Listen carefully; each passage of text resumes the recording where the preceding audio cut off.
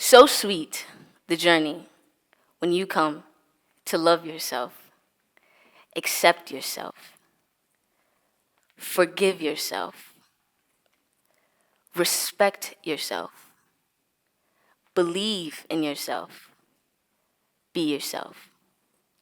Diane Reeves, in her song, Testify. At the age of 13, I found myself not wanting to be who I was. There was no joy in my life. Living became a rut and routine. In a recent Florida Times Union article, it reported that according to research conducted by the Dolores Barr Weaver Policy Center, status of girls in Florida, we are in crisis. 1 in 3 girls believe that life is not worth living. I was one of those girls. But then I received a small gift that sparked a revelation for me. I needed to see who I wanted to be and who I was. I wasn't going to be defined by my past experiences or the effects of intergenerational trauma. This mental shift gave me the permission and strength to deal with all of who I was. I needed to see the me that was curious about the why and how of the world. The me that had been questioning their sexuality since the 2nd grade. The me that had been festering in anger and confusion for as long as I could remember. It gave me permission to deal with the girl in the mirror who was afraid of what it would mean to find herself as a lesbian Black woman. This is my journey. I had to first unpack my parents' words. You don't know what it is like to have problems. Stop crying, or I'll give you something to cry about. Why are you so sensitive?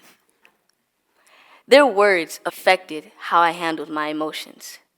They unknowingly trained me how to deny my feelings. But this learned denial only brought me closer to my truth. I wanted to be my best true self, my honest self. What this meant was for me to be on a journey to discover my values, become more precise about what was needed, and be determined to find my peace. I know that you, out there today, want to find your own peace, and you can do so by taking charge of your mental health. So what does it mean to care for your mental wellness? Begin with acknowledging and being honest with yourself. To heal from my trauma, I had to pinpoint what it was that was causing me pain. I had to change the negative ways I spoke to me about me. I'm not lazy. I'm tired. I'm not a disappointment. I'm finding my own narrative.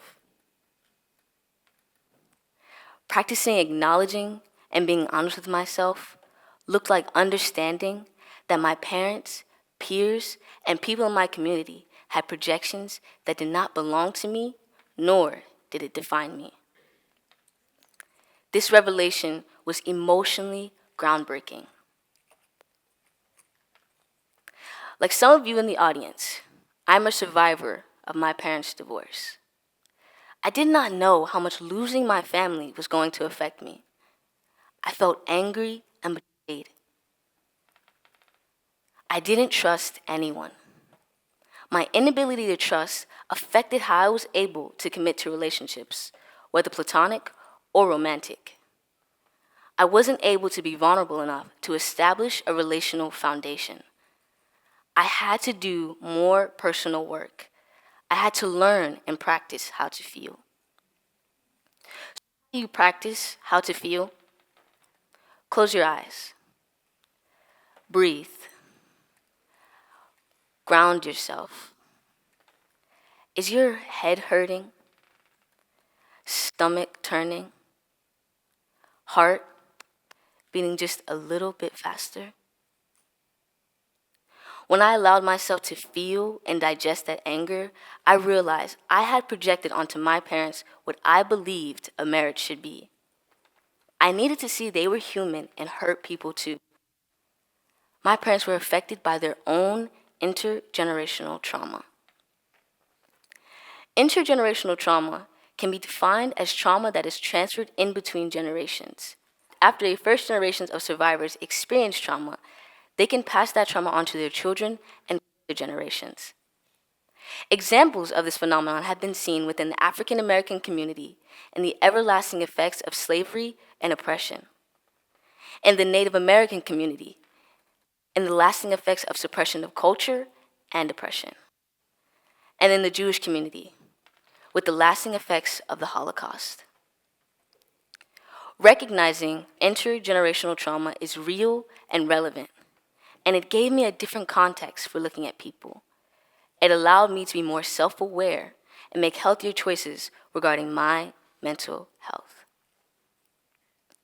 I started to become at peace with who I was and my emotions. Teen depression, anxiety, and suicidal deaths are rising among children like you and me. We need to know how to heal. We must create a healthier dialogue for the person that we want to be. We must stop the cycle of intergenerational trauma. We must take care of ourselves so that we can be our best selves. So, my good people, I invite you to cry when you feel like crying. Laugh if it helps subside the anger. Take that mental health day if the day just isn't your day. And let your journey be sweet, accepting, and forgiving while you find who you are and gain your peace. You matter. Thank you.